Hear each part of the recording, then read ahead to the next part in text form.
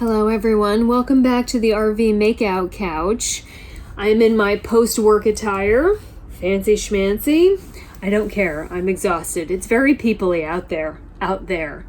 Sometimes when I'm out showing a house or like in Walmart, which is usually every day, or just out in nature where the humans are, I'll be like, my work with like the hair and the makeup and the lipstick and like the dress and the heels, trying to like act like an adult, and someone will say, oh yeah, I watch your YouTube channel. I'm like, then why did I wear a bra today? Because you already know that this is all a front. It's like Darth Vader taking off his mask at night. I just peel all that war paint off and then you get this. Aren't you lucky? Anyway, we're gonna revisit math again. Math, the great killer of all travel and RV dreams, right? And let me be clear, I'm not trying to discourage you. Well, maybe I am. I'll just keep my motives to myself. I just want you to have accurate numbers before you jump into this whole RV, full-time, camper, van, all that, because it's not wildly discussed, right, across the internet.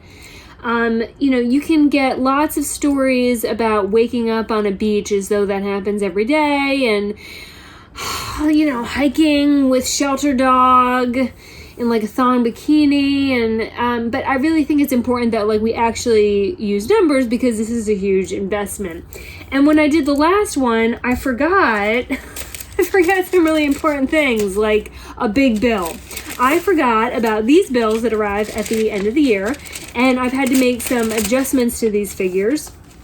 So we're going to revisit this topic. Also because when I published the last how affordable is full-time living, RV, whatever, the people who have done nothing but watch Live on BLM Land videos and who believe there's no other way to do this and that everything I'm doing is wrong, there were so many BLM thongs like turned in a knot after that video. They get so upset that I figured let's just do it again because I would like some entertaining material to read before bed.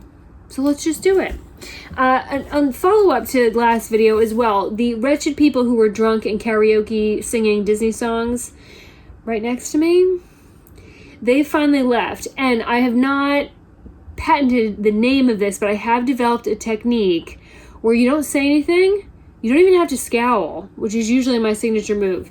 But it's a way that you can get your neighbors to shut up and go back inside without saying a word. I don't even know if I should tell you the running name I have for it. Smelly silencer. We'll just leave it at that. We'll go down that road a different time. But let's get to business because I really enjoy upsetting the BLM fanatics. And so let's just rock and roll, shall we? Okay, this is where we were last time. This is very difficult for me to do all at once. I'm going to balance it on my sweatpant pants. We went rent, power, propane, internet, deposit, divided by 12, work that deposit across the whole extent of the year, try to give like ballpark idea. And then we did RV, so if you were full-time RV, and then apartment, right? And what we came out with was that the apartment was still more expensive, but the RV was like damn close. And so this conversation is more for people who are trying to find like a cheap way to live, right? Cheaper way to live. Obviously, if you want to travel over the country, you're not going to live in an apartment. Duh. All right, but here's what I forgot, because I got these in the mail today, or this week. And it is my taxes, title, tags, registration, all that. Now this money, I have no idea where it goes. I have to pay it every single year. But on a consumer vehicle, passenger vehicle, it's not a lot of money. It's like under $200 a year, and you just pay it and you're done with it. Well, I have now this huge piece of property, the War Wagon, and I have Bob, the huge pickup truck, to pull it. In some cases, y'all will have Class A, Class B, Class C. It's at a high price range. It's a big piece of property. You will be taxed accordingly. So I got waffled with a bill, $1,200 $1,230, $1,200. Taxes, title, registration. I about fainted. You'd have to literally pick me up off my fainting chair. Last year, it was way worse, but I had forgotten about it. I had bill amnesia, and it was over $3,000 because I had to pay sales tax. So I just got waffled with this huge bill, and I know some of you have seen some of the houses that I'm posting, and you're like, congratulations, it'll sell soon. Those are not my listings. I'm trying to find buyers for those. That's like no money for Casey unless a buyer shows up. So to get that kind of a bill is like, it's awful. So we need to go back and like kind of address these numbers, right? Because these are all costs that are involved with full time. So taxes, title, registration. If you do that, this was all done for a monthly. So if you take that out over the month, it's about $103 a month. Now you don't have that with an apartment. You don't have that with an apartment. Okay. The other thing I forgot to add was insurance. Insurance for the rig and the truck is about $1,200 for the year. So was that another $100 a month? So expensive because you need a full-timer's policy, and that is not cheap. It's about $600. At least that's what I'm paying. So insurance, I'm gonna add, what did I say, $100 a month. And now for an apartment, you typically only have renter's insurance, and that is usually dirt cheap, and that's about $15 a month. $15 a month. I'll also say that taxes, title, tag, and registration, in North Carolina, we are not like a high property tax state. The northern states is going to be way more than that. And the car insurance in some other states, way more than that. And then the other thing I'm going to adjust is right here, data. Because the issue I'm having is that when I was moving down to this park, I emailed the park manager and I said, look, I am constantly editing video, uploading video, like on social media. I need high-speed internet. The park I had all the way up yonder had great internet. And they said, we have high-speed internet. Now, if you've done any traveling in an RV for any amount of time, you know that that's a lie. What they mean is we have high-speed internet at the office, and that they use repeaters, or whatever they're called, to pull it out across the whole park. I can't even load a basic web page. So now I started to look into, like, what are the options? I tried to get a modem and, like, traditional internet service because this whole RV park has a service plan, and so I called that company and I said, look, they already have a plan. Just give me my own modem. I'll pay you $50 a month and just give me my own internet. And the park wouldn't allow it. So the only thing I can do is like up the cell phone. And those of you who edit video or who do any kind of Zoom meetings, you do 3 Zoom meetings, you've used 30 gigs. You're done. I blew through my data this month in 3 days. So now I have, and people will say, well, get a hotspot. Look at this hair. What is going on here? This just all falls apart after 5. Well, hotspot's no different. There's 30 gigs of data, and I'm going to blow through it in 3 days. Like, I need traditional internet. And, like, these are the things that I'm having to, like, does this make sense? All right. So, in an apartment, you could pay your $50 a month and do your internet, and you'll be fine, and then you'll probably have a cell phone bill above that. But in most parks, you're going to have to pay for extra data. So I will round down, I'll go low. Some people are paying like $300 a month, which is crazy. But let's say I'm going to add data. Here we go. At Wilmington market rates, the RV is still cheaper, but by a whopping $75. Okay? So you have all these extra costs compared to here. And obviously this is going to alter. If it was summer and I was paying $1,200 a month, this is clearly going to be way more. If I couldn't get an $1,100, if it was more like $1,200. But this is the point I want to make, is that just please do not sell your soul into this is going to be so much less expensive, because it's only $850 a month and an apartment is $1,100, $1,200. You have to buy so many more services to live a normal life if you're still actively working. So your difference is, there isn't one, okay? Is that, oh no, wait, I forgot one. The most obvious one, the cost of the rig. God. All right, so then if we did that, if we say that you're going to carry, let's say that you were in an apartment for 5 years, 5 years, right? And now let's say that you had an RV. Let's say that RV was $60,000. And then we'll divide that by 5 years.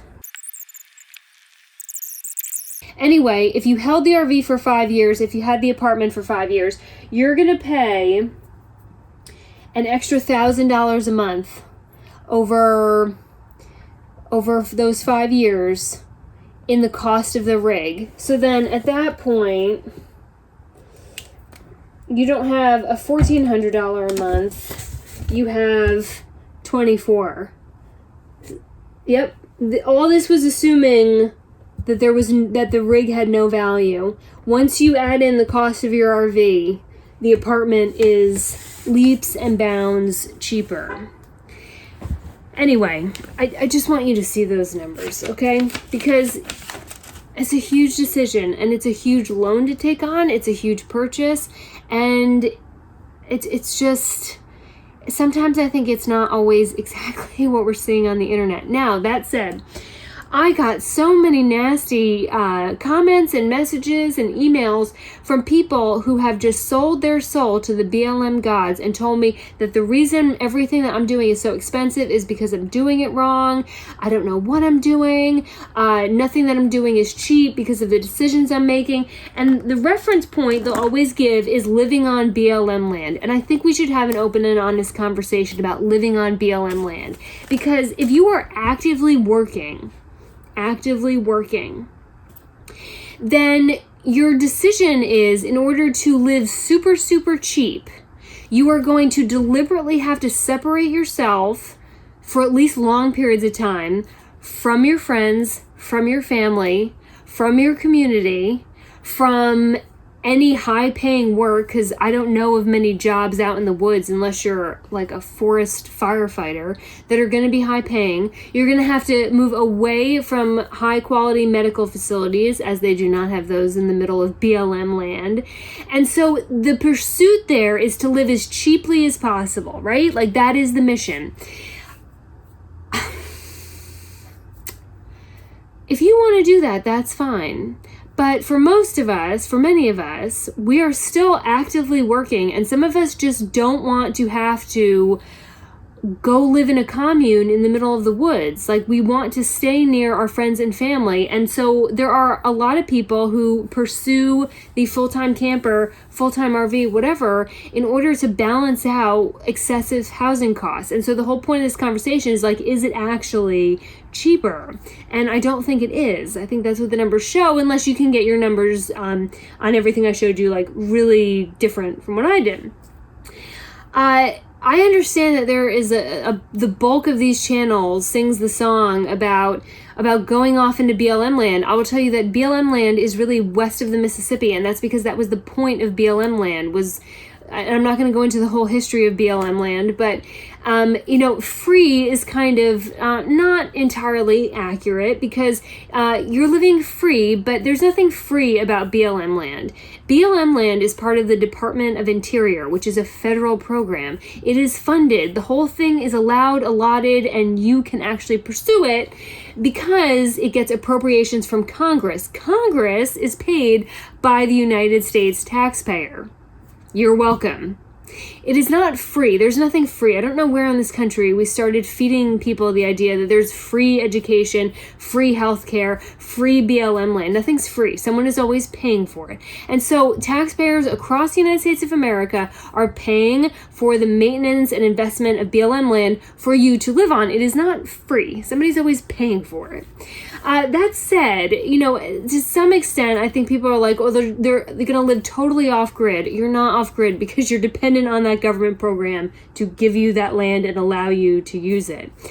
While there are many people who do this, and if you want to do that, if you're not working anymore, if you're retired, if you want to be away from society, like, rock on. Good for you. But that doesn't mean that the rest of us who are trying to pursue careers, and communities and like be close to what is home, that's not wrong. It's like we're all trying to do this in our own way, and some channels will sing the song about living out in the woods and smoking that peace pipe and like being out one with nature. This is not that channel. It's not that channel, okay? I believe that true freedom is not living at the lowest means possible, and away from all the amenities of the world. I believe that true freedom is financial freedom, because financial freedom gives you the thing that we all want, which is choice. And when you have choice, when you can choose if you want to stay at that job or not, if you can choose to buy that car or upgrade that whatever, or get that nice coat that you saw, if you can choose to take vacation when you want and where you want, like that to me is freedom, is the ability to say when and where. And so this is not the channel where I'm going to tell you that the way to living in any kind of alternative means is to go do so out in the middle of the woods away from your friends and family. I'm just not. And again, there's plenty of channels that will provide all the tools, tips in the world, who have great content creators, but it's just not my personal belief. It's not how I want to live. I love amenities. I love air conditioning. In the summertime when it's 103 degrees outside and that air conditioning comes, it's like cold and it's like, oh my God, I just think it's the greatest thing ever. I love the beach. I love my community.